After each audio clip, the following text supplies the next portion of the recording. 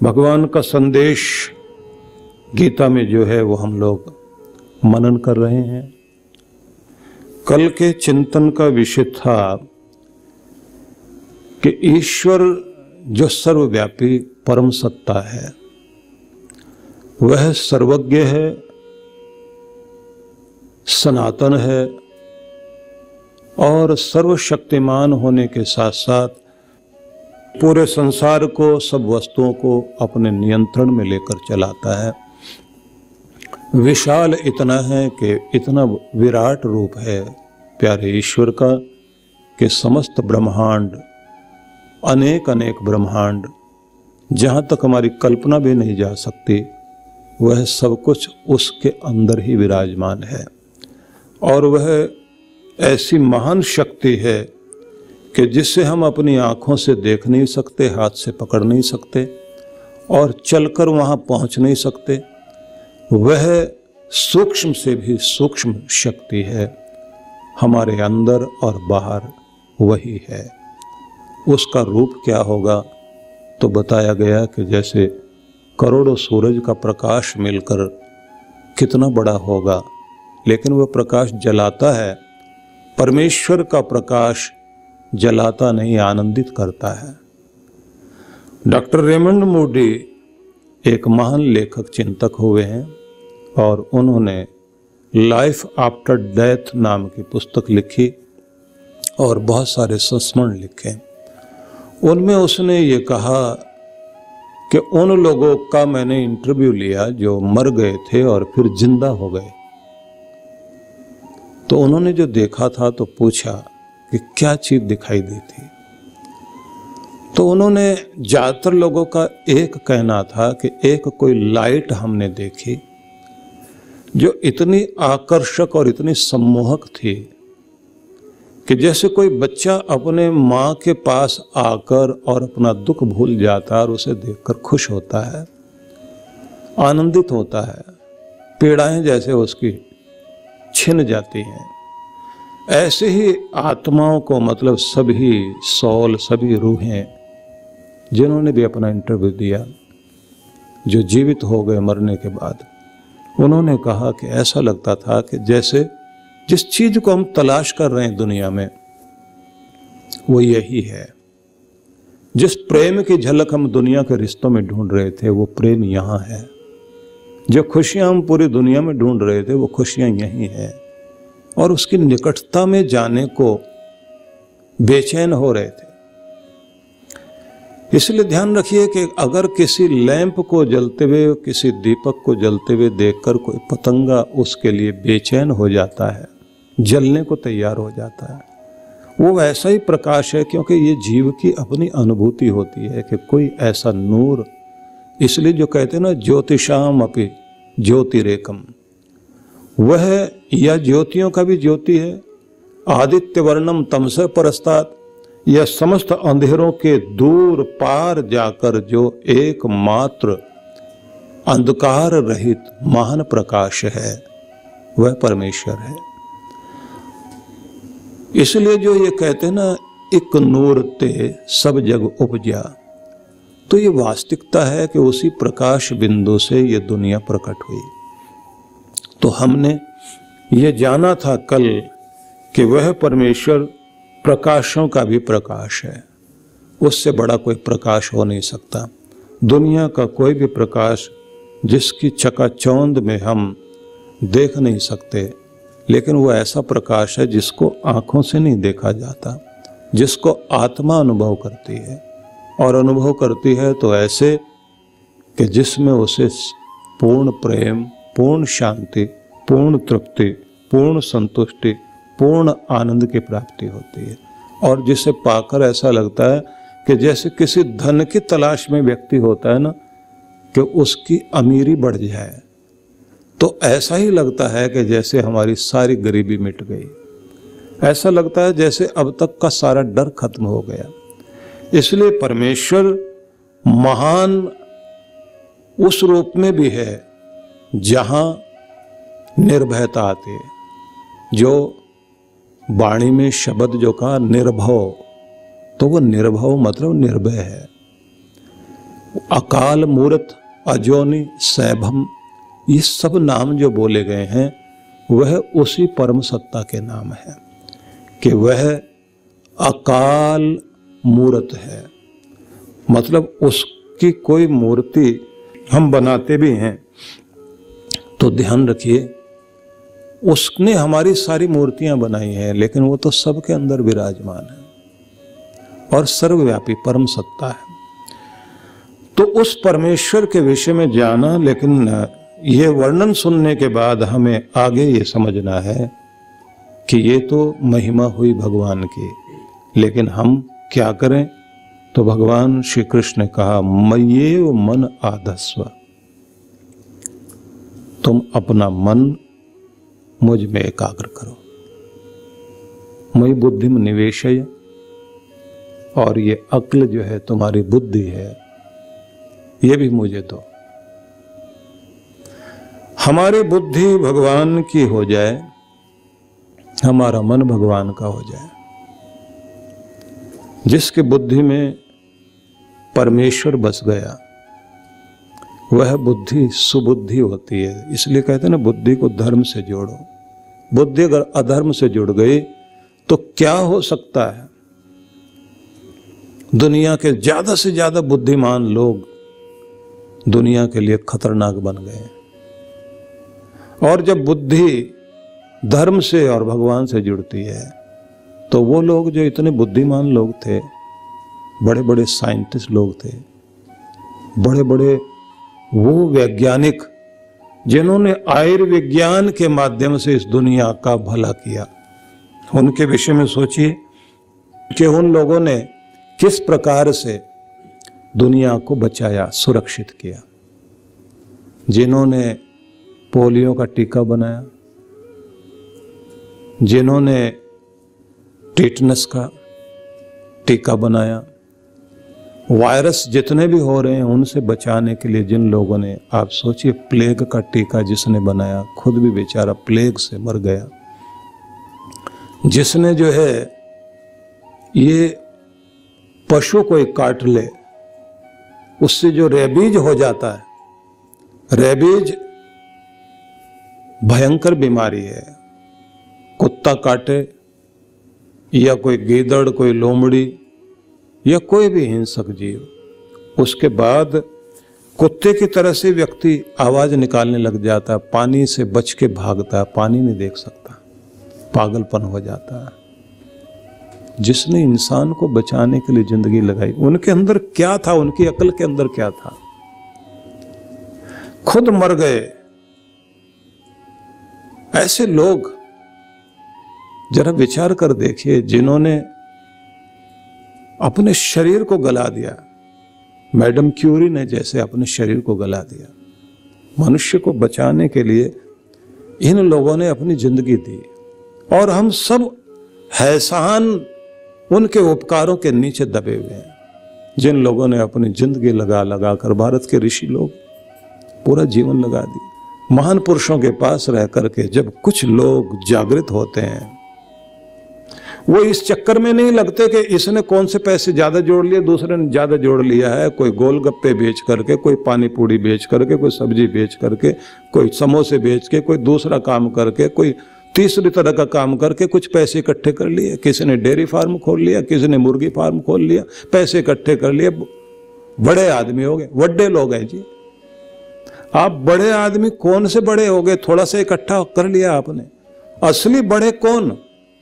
जिनकी बड़प्पन जिनके अंदर है, जिनकी आत्मा बड़ी है, जिनका हृदय बड़ा, बड़े वो थे जो इस दुनिया को बड़प्पन देकर गए, जिंदगी देकर गए।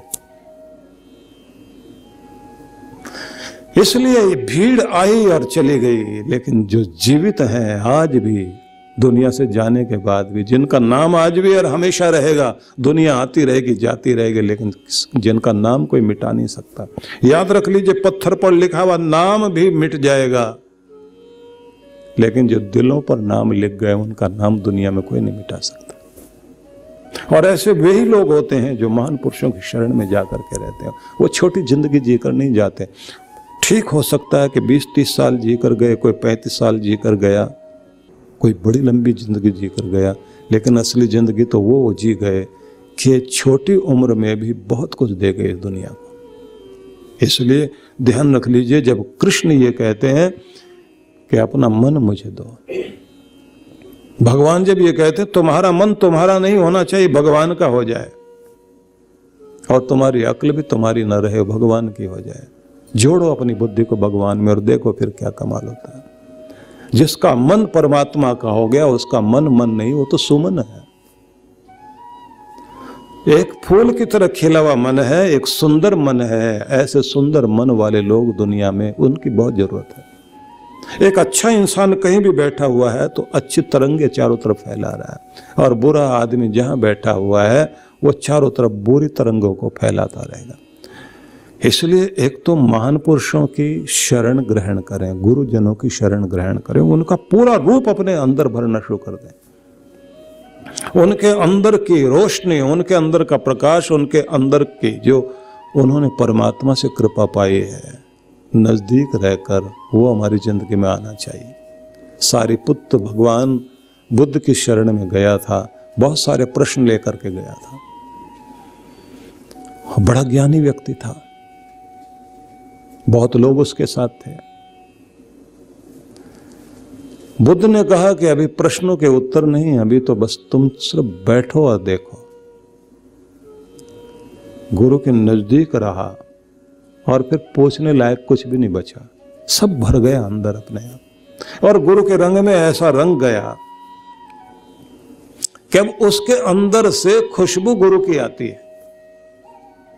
उनका ज्ञान, उनकी भावनाएं, उनकी अनुभूतियां उसके अंदर प्रकट हो गई, गुरु का रूप हो गया। अब गुरु ने कहा कि अब तुम जाओ और उन लोगों को संदेश दो जो भटक रहे हैं। वे लोग जो साधारण जिंदगी जी रहे हैं, साधारण जिंदगी, इतनी छोटी जिंदगी, अपना पेट भर लेना, अपने बच्चे पाल लेना, एक घर बना लेना, उसी के इर्द गिर्द घूमते घूमते जिंदगी पूरी। छोटे छोटे कीड़े मकोड़े वो भी अपना घर बना रहे, मधुमक्खियां बना रहे, ततैये बना रहे, चिड़िया बना रही है, सब बना रहे हैं अपना अपना घर, अपने अपने बच्चे पाल रहे हैं। कौवे, मौसम आता है वो भी अपना घोंसला बना रहे हैं, अपने बच्चे पाल रहे हैं। कमाल की बात तो ये कि उनके तो बच्चे पलने के बाद घोंसले से उड़ के चले जाते हैं, वो भी उड़ के कहीं और चले जाते हैं, घोंसला पड़ा रह जाता है। लेकिन हम तो, हाय मेरा घोंसला, हम तो अपने घोंसले में भी ऐसे चिपके हुए हैं। मैंने बच्चे पाले हैं, अब ये मेरा ध्यान रखें। यही तो एक भावना रहती है कि जब मैं बूढ़ा हो जाऊं तो तुम मेरा हाथ थामना, आज तू बच्चा है, मैं तेरा हाथ थाम रहा हूं, और नहीं कोई थामे। कलयुग आ गया 1 मिनट में। लोग कहते हैं बुद्धि खराब हो गई, कलयुग आ गया, बच्चे की बुद्धि बिगड़ गई, माँ बाप का ख्याल ही नहीं रखता। जितनी जितनी मोह ममता रखोगे दुनिया में, उतने उतने उलझते चले जाओगे। इसलिए आप सबसे निवेदन करना चाहता हूँ, परमेश्वर के प्रति अपने मन को अर्पित करिए, उसी से कल्याण होगा, और बुद्धि भगवान में लगाइए, उसी से कल्याण होगा। भीड़ बन करके दुनिया में मत जिए, बनना है तो वो बने, आपकी नकल दुनिया करे, आपको किसी नकल की जरूरत ना पड़े। और जैसे सारिपुत्र ने किया, जब भगवान बुद्ध ने कहा कि जाओ दुनिया को संदेश दो, जो भटक गए उनको रास्ता दिखाओ, जो छोटी जिंदगी जी रहे हैं उन्हें बड़ा करो, बड़ी जिंदगी जीने के लिए प्रेरित करो। इसका मतलब यह नहीं कि घर परिवार छोड़ के भाग जाएं। घर परिवार में रहते रहते भी गुरु नानक देव ने जो संस्कृति दी दुनिया को, उन्हें घर गृहस्थी से भागना नहीं सिखाया, कर्तव्यों से भागना नहीं सिखाया। 10वीं पातशाही से, पहली पातशाही से लेकर के 10वीं पातशाही तक आप सारा का सारा देख लीजिए, जो जीवन संदेश मिला जा रहा है। संत भी, सिपाही भी, घर भी, परिवार भी और संसार भी, दुनिया से भागकर कुछ नहीं पाया जा सकता, दुनिया में रह करके पाया जा सकता, लेकिन अपने आप को ऊपर उठा करके जिए। तो ये नहीं कहा गया है कि घर छोड़कर भागे। हाँ ठीक है, वो एक ऋषि परंपरा है कि जो घर परिवार से अलग हटकर कुछ बड़ा करना चाहते हैं, तो वो लोग जो है घर गृहस्थी में नहीं फंसते, क्योंकि अगर फंस गए तो फिर बाहर निकलना बड़ा मुश्किल है। लेकिन जो प्रवृत्ति मार्ग में जीवन जीना चाहते हैं तो घर गृहस्थी से चलते चलते भगवान तक पहुंच सकते हैं, लेकिन बात दोनों जगह वही आएगी कि मोह से ऊपर तो उठना ही पड़ेगा। तो अब प्रश्न आता है कि भगवान की शरण में जाने के लिए अब क्या करना चाहिए। तो मैं कुछ चीजें आपको बताऊंगा, उन सब को आप ध्यान देंगे। सबसे पहली बात कहा गया है कि आपको जप भी करना है, तप भी करना है, सिमरन भी करना है, उपासना भी करनी है, प्रार्थना भी करनी है। सारी चीजों को एक ही तरह का मान लीजिए। जप करते करते आप अपने ध्यान को भगवान से जोड़ दें और खुद उसमें ऐसे लीन हो जाएं कि खुद की होश न रहे। जहाँ बैठे हैं जड़ किसी पत्थर की तरह, मूर्त की तरह आप हो जाएं। आपको ये भी ध्यान नहीं है आप क्या जप रहे थे। भगवान का ध्यान करते करते उसमें खो जाइए। जब आप लीन हो जाते हैं तब कहते हैं उपासना। उप कहते हैं निकट को, आसना मतलब आपका आसन, भगवान की निकटता मिल रही है। और भगवान की निकटता मिलते मिलते आपके अंदर में, हृदय में शांति, प्रेम, करुणा, धीरे धीरे वो सारी शक्तियां, परमात्मा की किरणें प्रवेश करने लग जाएंगी। जो आपके अंदर अब तक जिस चीज की जरूरत थी वो सब आपको भरना शुरू कर देगा। परमात्मा का वह कृपा बल जिससे आप ऐसे कह सकते हैं आप चार्ज होने शुरू हो जाओगे। आपके अंदर का डर भाग रहा है, चिंताएं भाग रही हैं, निश्चिंता आ रही है, अपने आप को महसूस कर रहे हैं बंधनों से ऊपर उठे हुए, मुक्त। अभी तक हम बोझ में दबा हुआ महसूस करते हैं। तो इसको कहते हैं निकट आ जाना, निकटता प्राप्त कर लेना। जप करते करते ध्यान में उतर आए। तो इसका तरीका बताया गया है। तरीका क्या है?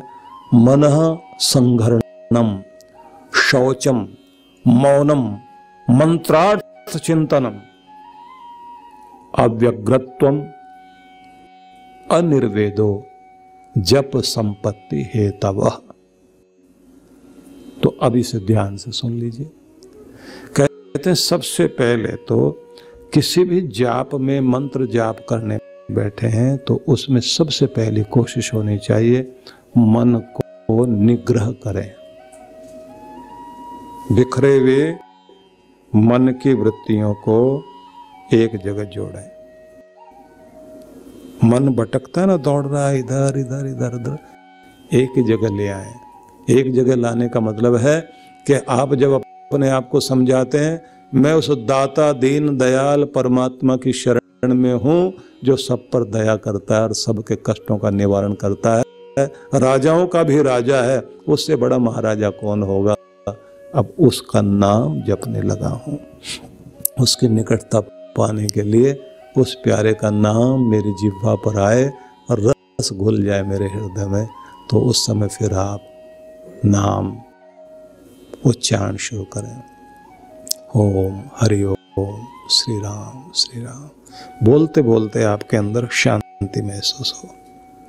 मन टिके, टिकाना मतलब सब जगह से एक जगह ले आइए। प्रेम भर लें मन में और जिसके प्रति मन टिका रहे हैं उस प्यारे परमात्मा का नाम बोलते बोलते कहिए कि प्रभु मैं जानता हूं तुझसे बड़ी शक्ति दुनिया में कोई नहीं, तुझसे बड़ा दाता कोई नहीं, तुझसे बढ़कर संकट मोचक भी कोई नहीं है, सारे दुख दूर करने वाला तू ही है। मैं तेरी शरण में हूं और तेरे इस नाम का सहारा लेकर राम बोलें, कृष्ण बोलें, गोविंद बोलें, वाहे गुरु बोलें, आप शिव कहकर बोलें, ओम कहें, हरि ओम कहें, नारायण कहकर पुकारें, जगदम्बा के रूप में पुकारें। शक्ति एक ही है, नाम अलग अलग हैं। आप उसको इस रूप में ध्यान करते हुए जाप करते करते ध्यान की तरफ जाएं, खो जाएं उसमें। तो सबसे पहली बात कहिए कि आपका मन बिखरी हुई वृत्ति भगवान में जोड़ना शुरू करो। दूसरी बात कही है शौचम, पवित्रता लाओ। स्थान पवित्र, आसन पवित्र, वस्त्र पवित्र, नहा धो करके आप बैठिए, मन में सुंदर भाव लाइए, मन में जैसे फूल खिल गए हों, पवित्र पुष्प खिल गए हों, जैसे सर्दियों की सुबह सुबह की ताजी धूप आ गई हो, या जैसे सुगंधित हवा गर्मियों में ठंडक देती हुई बहने लगी हो और आपके अंदर ताजगी हो गई हो। ऐसे खिले हुए भगवान का मन परमात्मा में जोड़कर खिले हुए मन से जैसे फूल खिल गए हो, अंदर खुशी आ गई हो, ऐसे ताजगी लेकर पवित्रता के साथ भगवान के आसन पर बैठो। जल्दी जल्दी बेचैनी में जाकर के जैसे आप बैठते हैं तो उस समय आप बाहर खड़े रह जाते हैं, भले ही मंदिर में बैठे हुए हों। शांत भाव से बैठकर देखिए, ऐसा लगेगा जैसे उसका हाथ आपके सिर पर आया। और फिर तीसरी बात कही है मौनम, बस फिर चुप हो जाओ, मौन हो जाओ। मौन होने का मतलब हुआ विचार जो चल रहे थे, खुद को कहो मौन मौन मौन, खामोश खामोशी, शांति। अपने आप को मौन करते जाओ, एक चुप्पी में चले जाओ कि चुप हो गए आप, बिल्कुल खामोश, कुछ भी आवाज नहीं, कोई ध्वनि नहीं, कोई विचार नहीं, एकदम मौन। जैसे मौन में उतरे, अब कहते हैं इतनी स्थिति लाते ही मंत्रार्थ चिंतनम, जिस मंत्र को जपने लगे हो उसका एक बार अर्थ मन में ले आओ, मीनिंग ले आओ मन में। अगर राम कहा है तो कण कण में रमने वाले राम का ध्यान करना, और जिसका नाम जपने से आराम मिलता है, जो विश्राम देता है, जो शांति देता है, मैं उस प्यारे प्रभु का नाम जप रहा हूं। और अगर आप कहते हैं ओम नमः शिवाय, तो जो नाम हित करे, भला करे, कल्याण करे, दुख हर ले, वो नाम है शिव। मैं उसे प्रणाम कर रहा हूँ, उसकी शरण में हो। तो ऐसा भाव लेकर मंत्र के अर्थ को ध्यान लेकर के ये समझ में आना चाहिए कि जप क्या रहे हो, ये है क्या चीज। और फिर कहते हैं अव्यग्रत्वम, बेचैनी हटाओ। ये जो आप बेचैन होकर बैठे होते हैं, तो खुद को कहो शांत शांत शांत, शांत होते जाओ। जैसे जैसे शांत होते चले जाएंगे, अनिर्वेदो, और जो कहीं खुजली हो रही, कहीं दर्द हो रहा, कहीं कुछ हो रहा, अपने आप को ऐसा सहज ढीला करके आप शांत होकर बैठें। आदत बना लें एक आसन पर बैठने की, 20 मिनट पहले अभ्यास करो, फिर उसको 40 तक लेकर जाओ। उसके बाद में कहा कि मंत्र की शक्ति को पहचानो। मननात् त्रायते यस्मात् तस्मात् मंत्रः प्रकीर्तितः, जपात सिद्धिर जपात सिद्धिर जपात सिद्धिर न संशय। जिस मंत्र को आप जपते हैं तो उसका मतलब समझ लें कि मंत्र वह है जिसका चिंतन मनन करने से वो हमारा त्राण करता है, हमारी रक्षा करता है, हमें दुखों से बचाता है, और जिसका जप करते करते हमें सिद्धि मिलती है, और सिद्धि मिलते ही हमारा कल्याण होता है। वही तो है मंत्र। और मंत्र का ढंग क्या करना है? आदो ध्यानम ततो मंत्रम, पहले ध्यान करो। जैसे ध्यान हटने लग जाए, मंत्र जाप शुरू कर दो। मंत्र जाप करते करते फिर ध्यान में चले जाओ, और ध्यान में जाने के बाद अगर आपका ध्यान फिर हट रहा है तो फिर अंदर ही अंदर मन मन में भगवान का नाम चलने देना। ध्यान मंत्र समायुक्त शीघ्रम सिद्ध्यति साधक। मंत्र और ध्यान दोनों का मेल बैठा करके आप ध्यान की गहराई में उतर जाओ। तो कहते हैं बस इससे सिद्धि मिलेगी। इसलिए कहते हैं नाम नाम बिन ना रहे। सुनो सयाने लोग, ये नाम जपना कितनी बड़ी चीज है। इतनी बड़ी चीज है कि नाम आप जपें तो वो आपका नाम रखेगा दुनिया में। आपका नाम दुनिया में जिंदा रहेगा, दुनिया में आपको याद किया जाएगा। नाम नाम बिन ना रहे। अगर तुम चाहते हो दुनिया में तुम्हारा नाम रहे, तुम्हें याद किया जाए, तो उसे याद करो जिसके याद करने के बाद तुम्हारी याद दुनिया में बचेगी, रहेगी। तो नाम नाम बिन ना रहे। सुनो सयाने लोग, मेरा सुत जायो नहीं और शिष्य न मुंडियो कोय। मीरा ने कोई शिष्य नहीं बनाया और कोई उसकी संतान नहीं थी, लेकिन नाम जपा बस भगवान का। और उससे क्या हुआ कि दुनिया 500 साल हो गए।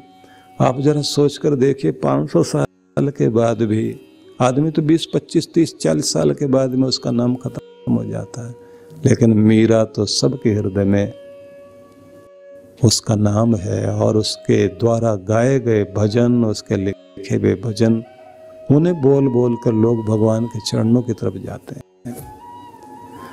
इसलिए सब कोई कोशिश करो कि भगवान का नाम हमारी जिह्वा पर आए। और तरीका क्या है? दयाबाई और सहजोबाई अद्भुत महिलाएं थी। साधना की तो दयाबाई ने लिखा कि साधना करनी है, नाम जपना, बिन रसना बिन माला कर अंतर सिमरन होए। पहले तो माला हाथ में लो और जिह्वा से नाम जपो, लेकिन आगे चलते चलते स्थिति बदल जानी चाहिए। आगे स्थिति ऐसी आ जाए ना तो माला हाथ में है और ना जीभ से शब्द निकल रहे हैं, अंतर सिमरन होए, अंदर अंदर सिमरन चल रहा है।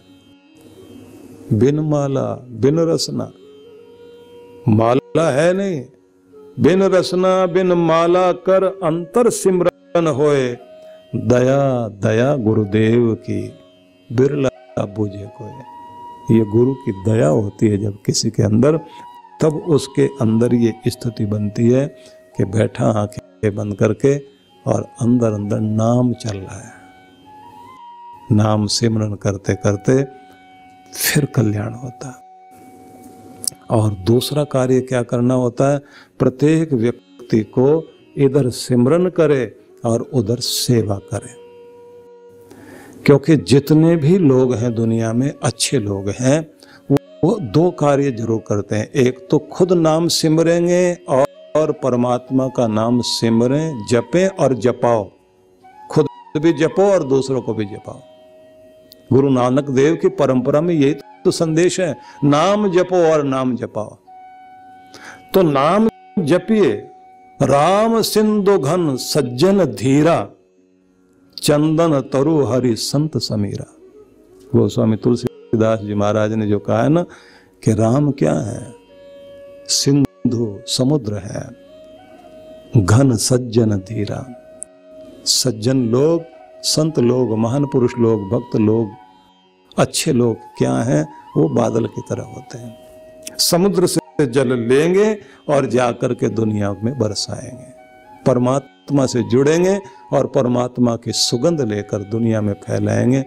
परमात्मा का रस लेकर, परमात्मा का जल लेकर दुनिया में उस जल को बौछार करते हैं। हरियाली उसी से तो आती है। वो चंदन है अगर परमात्मा, तो ये लोग क्या करते हैं? संत समीरा, वो ऐसे हवा बन जाते हैं जो चंदन को छूकर दुनिया को सुगंध दे रही है। अपने अंदर नाम सिमरते सिमरते खुशबू लाइए और फिर अपने कर्मों से नाम जपें और नाम जपाएं, सेवा करें और सेवा करने वाले लोगों को साथ जोड़ते चले जाएं। अच्छे लोगों को साथ जोड़ें और एक सुंदर वातावरण बनाएं। और सबसे ज्यादा जरूरी चीज है कि सबको थोड़ा थोड़ा भगवान का ध्यान करने की, योग करने की भी आदत होनी चाहिए, क्योंकि कोई भी नाम सिमरेंगे तो ध्यान तक जरूर जाना है। कहा गया है ना, भव तप्तेन तप्तानाम योगम परम साधनम। इस दुनिया के जितने भी लोग संसार में तप्त हो रहे हैं, जल रहे हैं, दुखी हो रहे हैं, उन सब के लिए अगर कोई शांति का रास्ता है तो केवल मात्र योगम परम साधनम, ध्यान योग ही परम साधन है। इसलिए सबकी कोशिश होनी चाहिए भगवान के चरणों में मन को टिकाएं। जैसे जैसे मन टिकेगा कल्याण होगा। और चिंताएं भगवान को दे दें। गोस्वामी तुलसीदास जी महाराज ने जो ये कहा ना कि प्रारब्ध पहले रचा पीछे रचा शरीर, तुलसी चिंता क्यों करें भजले श्री रघुवीर। जब तू दुनिया में आया तो तेरे आने के साथ ही तेरी किस्मत पहले लिख दी गई, फिर तुम्हें शरीर दिया गया। तो किस्मत तो लिखी गई है ना, तो वो मिलेगा, तुम्हारा लिखा हुआ तुम्हारा भाग्य तुम्हें मिलेगा। तो तुम्हें तुम्हारा भाग्य कोई छीन नहीं सकता। इसलिए चिंता छोड़ो और अपने प्यारे ईश्वर का नाम जपते जपते उसकी शरण में जाओ और इधर उधर अपने आप को भटकने मत दो। भटकोगे तो दुखी होगे। हाँ, एक बात जरूर ध्यान में रख लीजिए कि जिन लोगों ने अपना कल्याण करना है तो उन लोगों को सबसे पहले जो आपको नाम जपाए, नाम आपकी जिह्वा पर बैठाए, हृदय में जो परमात्मा का ज्ञान उत्पन्न करे और जो आपको स्थिरता लाने के साथ साथ आशीष देकर आपके अंदर की जन्मों की सोई भक्ति को जगाए, वो है सदगुरु। तो अपने सदगुरु के प्रति श्रद्धा जरूर रखो। आसान बात नहीं है कि आप अगर दीक्षित हुए हैं, सत्संग सुनने बैठे हैं, सत्संग की तरफ आए हैं, तो ये आपके पुण्यों का प्रभाव है, आपके पितरों का प्रभाव है। शिष्य की श्रद्धा और गुरु का अनुग्रह, ये दोनों का मिलन हो जाए, मतलब शिष्य की श्रद्धा और गुरु की कृपा दोनों मिल जाएं। और जैसे ये दोनों मिल जाते हैं तो कहते हैं फिर एक नई चीज प्रकट होती, हृदय में व्यक्ति के परमात्मा की चमक पैदा होती है, वो झलक दिखाना शुरू कर देता है। इसलिए कुछ भी हो जाए अपने गुरु के प्रति अगाध श्रद्धा रख करके उसकी तरफ चल करके देखिए कितना कमाल होता है। साधारण से साधारण आदमी के अंदर भी क्या क्या चीजें जुड़ जाती हैं, इसकी आप कल्पना नहीं कर सकते। इसलिए सबको कुछ चीजें जरूर ध्यान रखनी चाहिए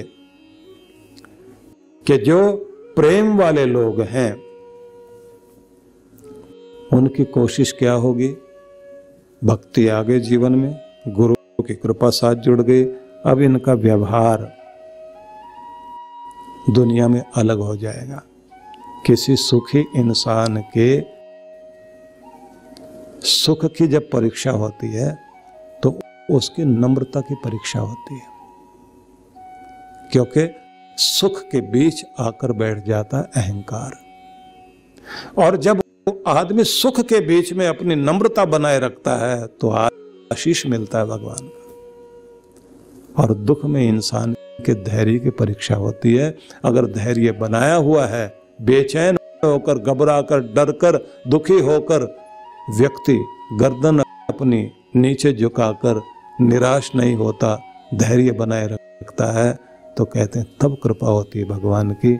और जब दोनों चीजें, सुख में नम्रता अपनाए और दुख में धैर्य अपनाए, जब दोनों चीजों में कोई पास होने लग जाता है, भगवान फिर उसके दुर्भाग्य को भी सौभाग्य में बदलने लग जाता है। इसलिए आप भक्त हो लेकिन इस बात की पूरी कोशिश कीजिए कि मेरी भक्ति में 4 चांद लग जाएं, मेरे गुरु की कृपा मेरे साथ जुड़ जाए। और जब आप गुरु के हो जाएं तो ध्यान रख लीजिए, फिर कोई आपको कहीं भी किसी भी रूप में ये नहीं लगेगा कि मैं कहीं अकेला, निराश या हताश हूँ। सारी चीज़ें आपकी ज़िंदगी में दुख देने वाली हटने लगेंगी, दूर होने लगेंगी, क्योंकि एक रक्षा कवच आपके साथ बन